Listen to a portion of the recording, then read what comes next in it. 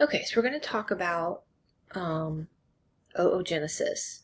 And oogenesis is a little more complicated, takes longer. Okay, the sperm is pretty quick. We make the sperm, get it ready to go, and it's all good. It takes a lot longer to make an egg. First of all, females have all the eggs they're going to have when they're born. And they have about 500,000, and it starts with a cell very similar to the spermatogonia called the oogonium. And the oogonium is a cell that's diploid,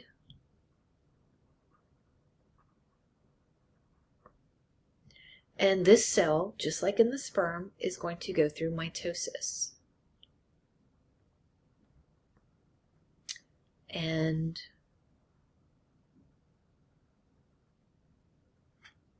from mitosis, we're going to get a primary oocyte.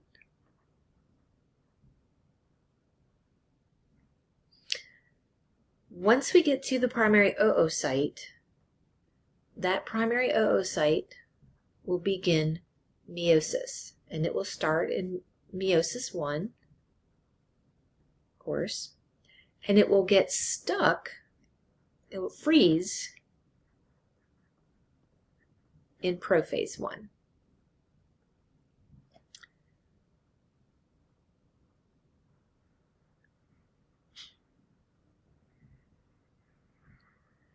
Okay, so this is before birth. We have our primary oocyte, and the primary oocyte is 2N, has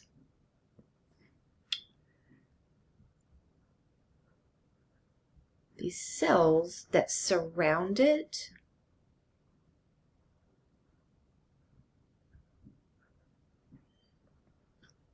and these cells are called granulosa cells.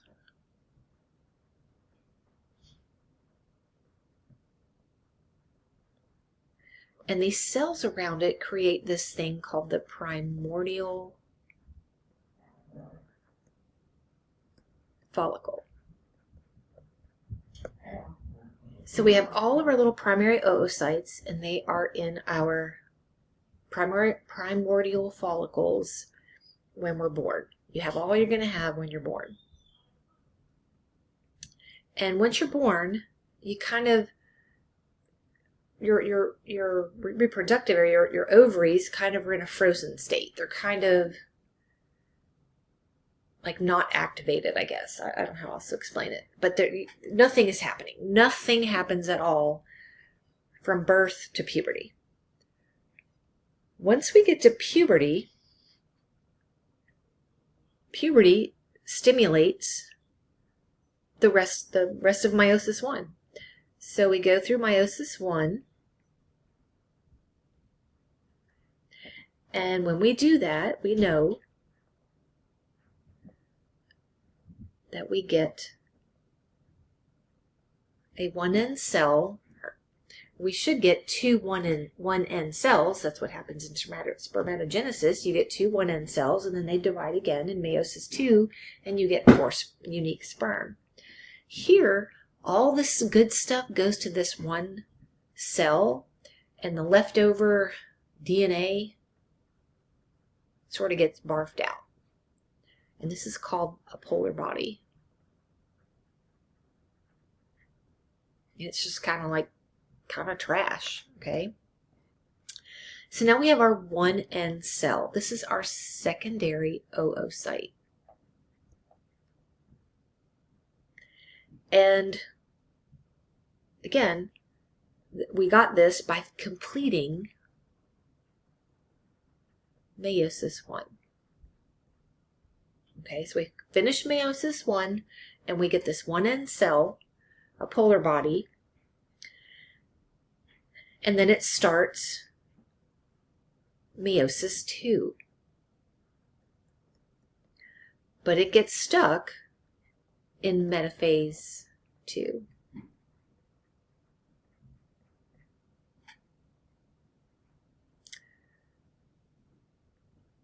Okay, so we've completed meiosis 1, and now we have this secondary oocyte. Now, before this occurs, so this is before the secondary oocyte appears, the primary oocyte changed a little when we got to puberty as we were going through meiosis 1. So we still have our primary oocyte,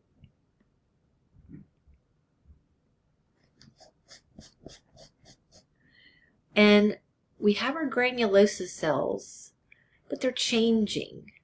They're getting a little bigger. They're getting more like cuboidally type looking cells. And we're also developing something around the granulosa cells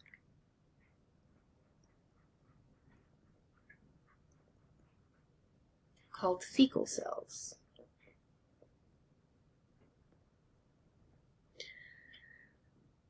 All right, so we get about 20 stimulated primary follicles to become,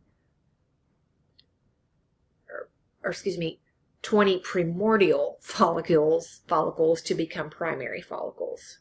Okay. All right. Now this occurs. Meiosis 1 completes, and we get our 1N cell. So now we have our 1N secondary oocyte, and we have our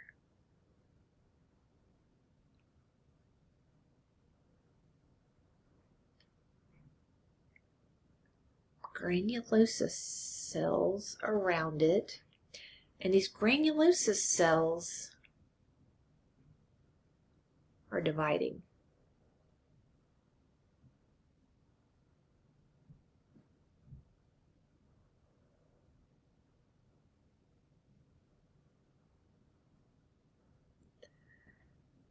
They're dividing. So we've got these cells. These are granulosa cells, right? And these are granulosa cells.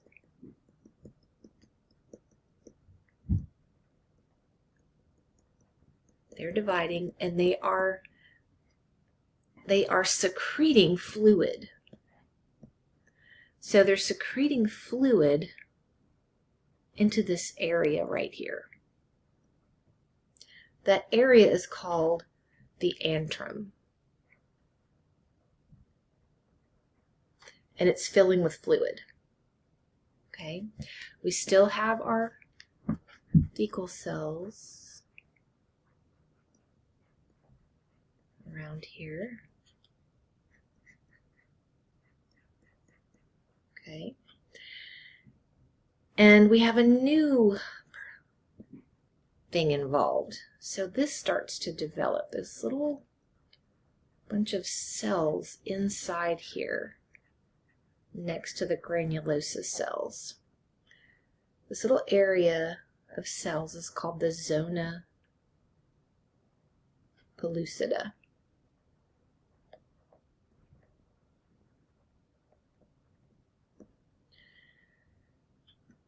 And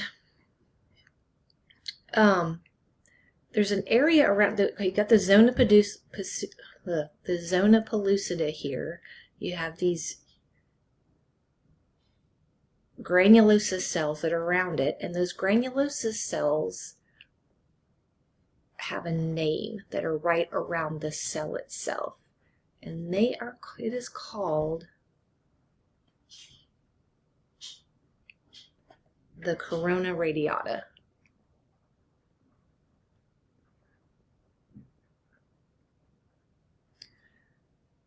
All right, so we've got this big old follicle, and this thing is now called a secondary follicle. It's getting bigger, in case you hadn't noticed. So it's getting bigger, and we've got, hormones coming into play here. The granulosa cells are stimulated by FSH, okay? And FSH stimulates basically the primary follicle to become a secondary follicle. So this primary follicle, this situation going on here from primary to secondary, is stimulated by FSH. And it then stimulates the creation of the zona pellucida. So FSH does all of that.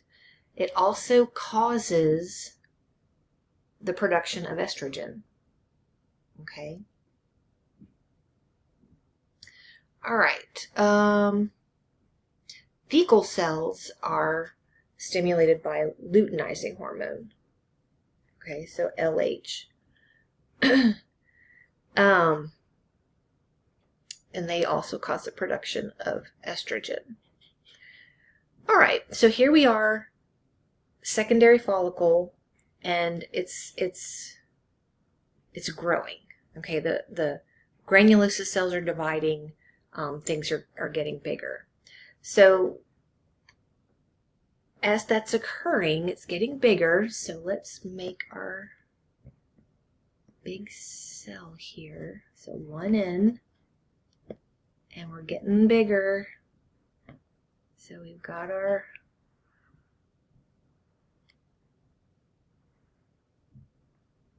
make this even.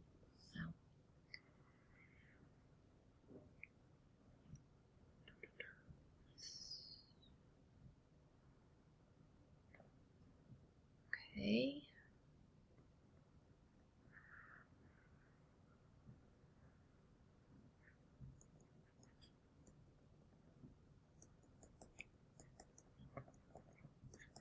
All right, so we got our granulosa cells. All right, and fluid, more and more fluid is going into the antrum. All right, we have our zona pellucida in here. Fecal cells here. Getting bigger, getting bigger.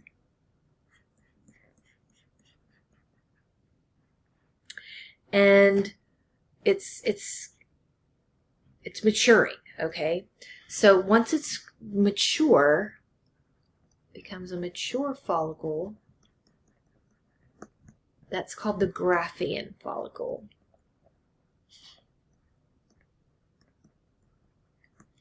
And all this, these cells and the dividing, the corona radiata, the zona pellucida, all that stuff is going to basically create something specific here. So basically what's going to happen, here we are in puberty, we're going through all this is happening during the cycle, and eventually we get to ovulation.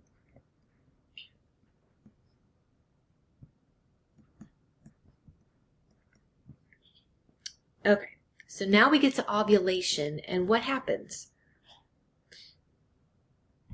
Well, the secondary oocyte sort of bursts out of this big follicle thing, okay? And so that's going to kind of burst, and this part here is going to come out of this follicle. Okay, so in the next video, we'll continue this.